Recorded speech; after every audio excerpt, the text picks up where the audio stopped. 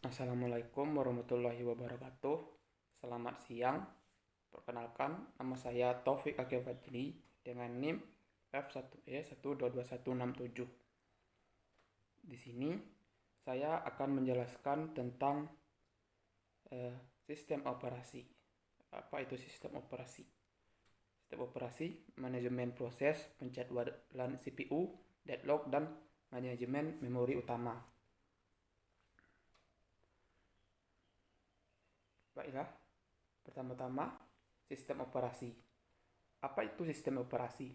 Sistem operasi merupakan sebuah penghubung antara pengguna dari komputer dengan perangkat keras komputer. Sebelum ada sistem operasi, orang hanya menggunakan komputer dengan menggunakan sinyal analog dan sinyal data. Seiring dengan berkembangnya pengetahuan dan teknologi, pada saat ini terdapat berbagai sistem informasi dengan keunggulan masing-masing.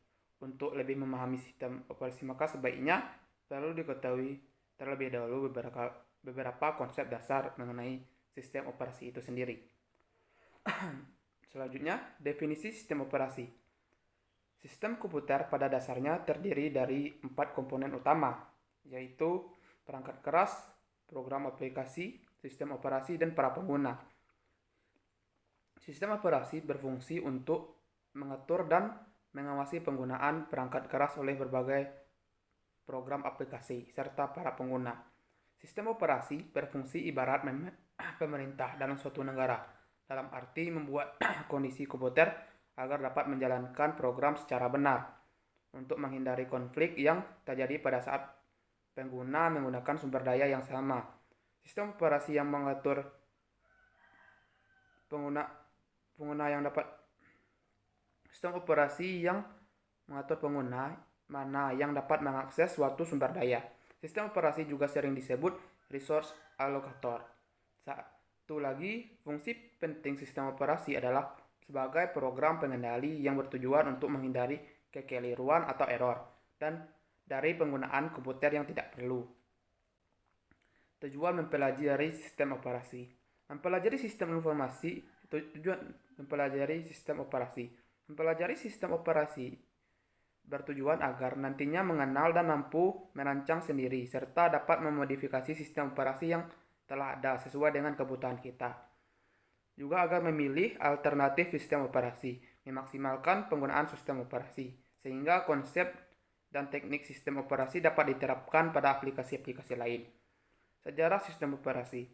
Menurut Tannerbaum, sistem operasi mengalami perkembangan yang sangat pesat, yang dapat dibagi ke dalam 4 generasi, yaitu pertama generasi pertama pada tahun 1945 sampai 1955 Masehi. Generasi pertama merupakan awal perkembangan sistem komputasi elektronik sebagai pengganti sistem komputasi mekanik. Hal itu disebabkan kecepatan manusia untuk menghitung terbatas dan manusia sangat mudah untuk membuat kecerobohan, kekeliruan, bahkan kesalahan. Pada generasi ini belum ada sistem operasi, maka sistem komputer diberi instruksi yang harus dikerjakan secara langsung. Yang kedua, generasi kedua, yaitu pada tahun 1955 sampai 1965. Generasi kedua memperkenalkan batch processing system, yaitu job yang dikerjakan dalam satu rangkaian, lalu dieksekusi secara berurutan. Pada generasi ini, sistem komputer belum dilengkapi sistem operasi, tetapi beberapa fungsi sistem operasi telah ada. Contohnya fungsi sistem operasi ialah FMS dan IBIS. Yang ketiga, generasi ketiga, yaitu pada tahun 1965 sampai 1980. Pada generasi ini, perkembangan sistem operasi dikembangkan untuk melayani banyak pemakai sekaligus, di mana para pemakai interaktif berkomunikasi lewat terminal secara online ke komputer. Maka sistem operasi menjadi multi-user atau digunakan banyak pengguna sekaligus, dan multi-programming, melayani banyak program sekaligus. Dan yang terakhir, generasi keempat atau pasca 1980-an. Di generasi keempat, sistem operasi sudah dipergunakan untuk jaringan komputer, di mana pemakai menyadari keberadaan komputer-komputer yang saling terhubung satu sama lainnya. Pada masa ini, para pengguna juga telah dinyamankan dengan Graphic User Interface atau GUI, yaitu antarmuka komputer yang berbasis grafis yang sangat nyaman. Juga dimulai era komputasi tersebar di mana komputasi tidak lagi berpusat di satu titik, tetapi dipecah banyak komputer sehingga tercapai kinerja yang lebih baik. Materi selanjutnya yaitu manajemen proses. Proses adalah keadaan ketika sebuah program sedang dieksekusi. Sebuah proses membutuhkan beberapa sumber daya untuk menyelesaikan tugasnya. Sumber daya tersebut dapat berupa CPU time, memori, berkas-berkas, dan perangkat-perangkat I/O sistem. Operasi bertanggung jawab atas aktivitas yang berkaitan dengan manajemen proses seperti satu, pembuatan dan penghapusan proses pengguna dan sistem proses. 2, menunda atau melanjutkan proses. 3, menyediakan mekanisme untuk proses sinkronisasi. 4, menyediakan mekanisme untuk proses komunikasi. 5, menyediakan mekanisme untuk penanganan deadlock. Materi selanjutnya yaitu penjadwalan CPU. Penjadwalan CPU adalah basis dari multiprogramming sistem operasi dengan cara men-switch CPU di antara proses. Akibatnya, sistem operasi bisa membuat komputer produktif. Tujuan dari multiprogramming adalah agar proses bisa berjalan secara bersamaan dengan tujuan untuk memaksimalkan kinerja dari CPU. Pada sistem uniprosesor, tidak pernah ada proses yang berjalan lebih dari satu. Bila ada proses yang lebih dari satu, maka yang lain harus mengantri sampai CPU bebas. Ide dari multiprogramming sangat sederhana. Ketika sebuah proses dieksekusi, yang lain harus menunggu sampai selesai. Di sistem komputer yang sederhana, CPU akan banyak dalam proses idle, sehingga semua waktu akan terbuang. Dengan multiprogramming, sistem operasi bisa menggunakan waktu secara produktif. Beberapa proses disimpan di dalam memori dalam satu waktu. Ketika proses harus menunggu, sistem operasi mengambil CPU untuk memproses proses tersebut dan meninggalkan proses yang sedang dieksekusi. Penjadwalan adalah fungsi dasar dari suatu sistem operasi. Hampir semua komputer dijadwal sebelum digunakan. CPU salah satu sumber dari komputer yang penting yang menjadi sentral dari sentral penjadwalan di sistem operasi. Kapanpun CPU menjadi idle, sistem operasi harus memilih salah satu proses untuk masuk ke dalam antrian ready atau siap untuk dieksekusi. Pemilihan tersebut dilakukan oleh penjadwalan short term. Penjadwalan memilih dari sekian proses yang ada di memori yang sudah siap dieksekusi dan mengalokasikan CPU untuk mengeksekusinya. Penjadwalan CPU mungkin